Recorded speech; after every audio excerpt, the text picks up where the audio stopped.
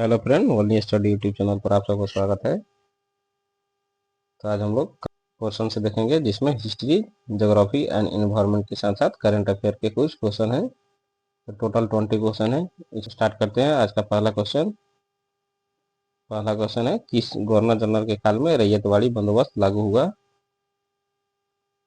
पहला option Thomas Munro, Alexander Read, Warren Hastings, Lord Cornwallis, Lord Hastings. इसका correct answer है Lord Hastings. इसके काल में रैयतवाड़ी व्यवस्था लागू हुई थी। ये 1820 से 1827 के बीच में गवर्नर जनरल रहे थे। उसी बीच में इसकी इनिशिएटिव लेने वाले लोगों में थॉमस मुनरो, अलेक्जेंडर रीड और लिविंगस्टन थे। नेक्स्ट क्वेश्चन है, भारतीय कारखाना अधिनियम 1881 किस गवर्नर जनरल के कार्यकाल में आया? ऑप्शन है Lord Lytton, Lord Ripon, Lord Dufferin, Lord Lansdowne. इसका करेक्ट आंसर है लॉर्ड रिपन। इसका शासन कर रहा था 1880 से 1884। तो इससे पहले लॉर्ड लिटन का काल रहा था 1876 से 1880।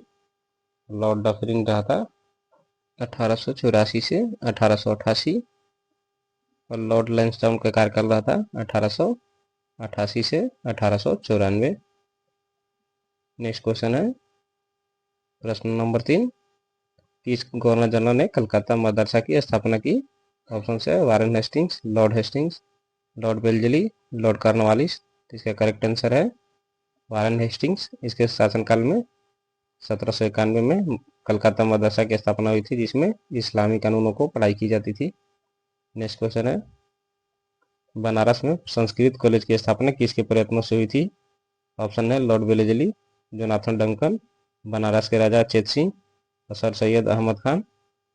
इसका करेक्ट आंसर है जोनाथन डंकन। नेक्स्ट क्वेश्चन है,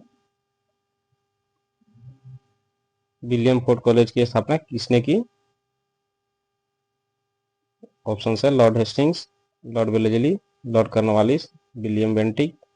इसका करेक्ट आंसर है ऑप्शन बी, लॉर्ड वेलेजली।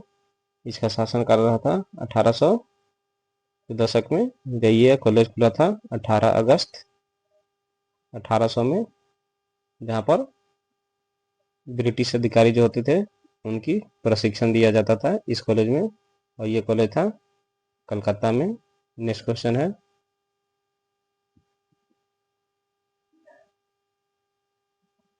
किस अधिनियम के तहत कंपनी ने स्थानीय विद्वानों को प्रोत्साहित करने के और आधुनिक विज्ञान को प्रारंभ एवं उन्नत करने के लिए प्रतिवर्ष 1 लाख रुपए की राशि स्वीकृत की? ऑप्शन है charter act 1813, charter act 1833, regulating act 1793, kids India act 1784। इसका करेक्ट आंसर है चार्टर एक्ट 1833। इस एक्ट में 1 लाख रुपए प्रतिवर्ष देने का प्रावधान किया गया था, जिसे विज्ञान और आधुनिक शिक्षा जो थी उसको प्रोत्साहित किया जा सके। इस एक्ट के तहत ही ईसाई मिशनरियों को इंडिया में प्रचार करने की छूट दी गई और ईसाइयों को जो थे यूरोपियन को इंडिया में रहने और विचरण करने की स्वतंत्रता दी गई। इसी एक्ट के तहत 1833 में ब्रिटिश एकाधिकार जो था ईस्ट इंडिया कंपनी की, चीन और चाय के व्यापार को छोड़कर सारे पर एकाधिकार है जो ब्रिटिश ईस्ट इंडिया कंपनी से ले ली गई थी। नेक्स्ट है 7 नंबर क्वेश्चन, देशेर कथा किसने लिखा? ऑप्शन है गिरजा देवी, रामतीर्थ थमाल, सी सखाराम गणेश देवस्कर, डी मोहंती। इसका करेक्ट आंसर है सखाराम गणेश देवस्कर। ये मराठी भाषा की पुस्तक थी। मोहंती के द्वारा राजा नामक उपन्यास लिखी गई थी जो ओडिया भाषा में थी। आप लोग बताएंगे गिरजा देवी और रामतीर्थ थमाल ने कौन सी बुक लिखी थी। नेक्स्ट क्वेश्चन, कालीघाट चित्रकला का विकास किस शहर में हुआ? ऑप्शन है Calcutta, option B Mumbai, option C Patna, option D Lucknow. इसका करेक्ट आंसर है कलकत्ता। कालीघाट चित्रकला का विकास कलकत्ता शहर में हुआ था। इस चित्रकला में आम जन के जीवन का दिखाया जाता था एंड डेली लाइफ को इसके थ्रू पेंटिंग किया जाती थी। नेक्स्ट क्वेश्चन है, social background of Indian nationalism किसने लिखी थी? ऑप्शन है रजनी पामदत्त, AR देसाई, बुलाभाई देसाई, इनमें से कोई नहीं। इसका करेक्ट आंसर है AR देसाई। इन्होंने 1948 में आज़ादी के बाद रजनी पामदत्त के द्वारा पुस्तक लिखी गई थी, इंडिया टुडे।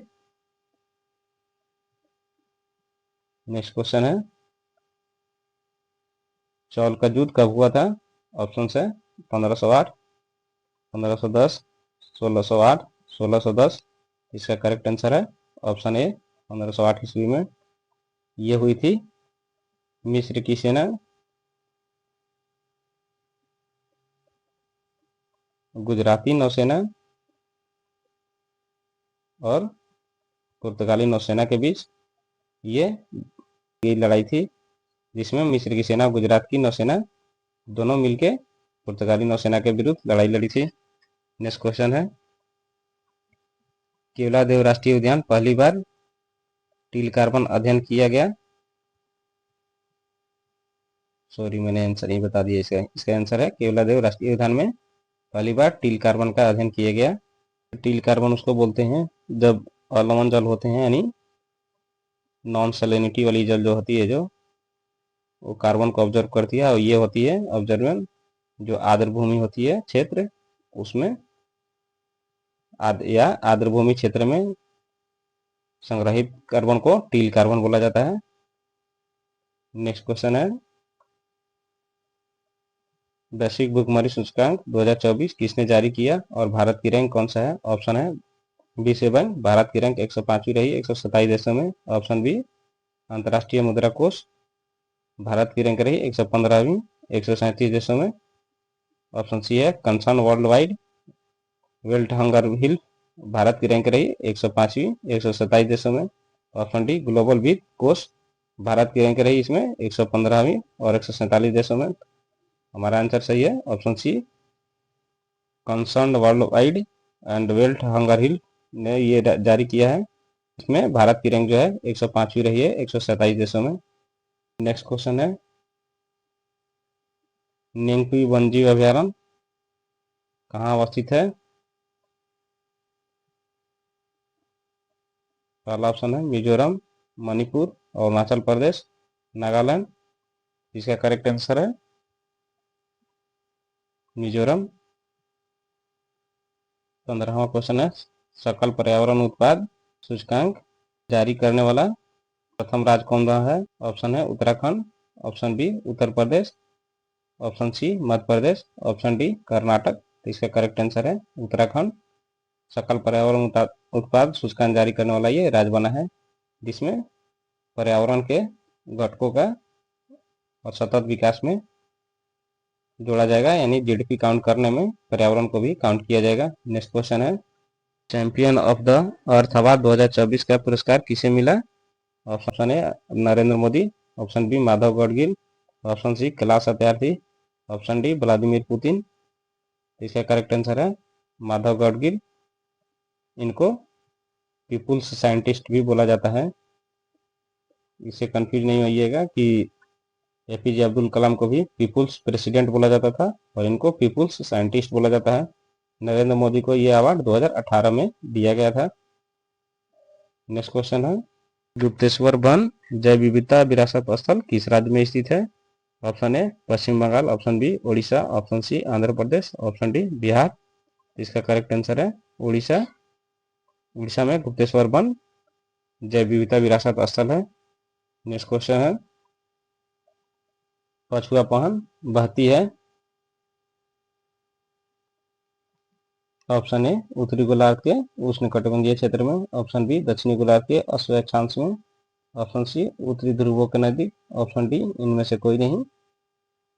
इसका करेक्ट आंसर है ऑप्शन बी दक्षिणी गोलार्ध के अक्षांश में, जो होता है 0 डिग्री, ये मान लीजिए भूमध्य रेखा हो गया, 30 डिग्री, 30 से 60 डिग्री के बीच को पार्श्व अक्षांश बोला जाता है, हॉर्स लैटिट्यूड, और इसी में पछुआ बहती है।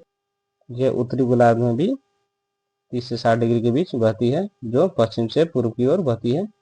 नेक्स्ट क्वेश्चन है 19वां, देश में 58वां नवीनतम टाइगर रिजर्व किसे घोषित किया गया है? ऑप्शन ए है Ratapani tiger reserve Madhya Pradesh, option B Madhav national park Madhya Pradesh, option C Guru Ghasidas Timor Pingla tiger reserve Chhattisgarh, या इनमें से कोई नहीं। इसके आंसर है option B Madhav national park. इसे हाल ही में NTCA national tiger conservation authority द्वारा 58वां टाइगर रिजर्व घोषित किया गया है। नेक्स्ट है विश्व में क्षय रोग से पीड़ित लोगों की जनसंख्या सबसे अधिक किस देश में है? ऑप्शन ए है China, option B Bharat, option C Indonesia, option D Burundi. Bharat इसका करेक्ट आंसर है। यहाँ पर वर्ल्ड पॉपुलेशन का यानी वर्ल्ड टीबी रोग से पीड़ित लोगों में 50% से अधिक पेशेंट इंडिया में पाए जाते हैं। तो ये लास्ट क्वेश्चन रहा, मिलते हैं नेक्स्ट वीडियो में।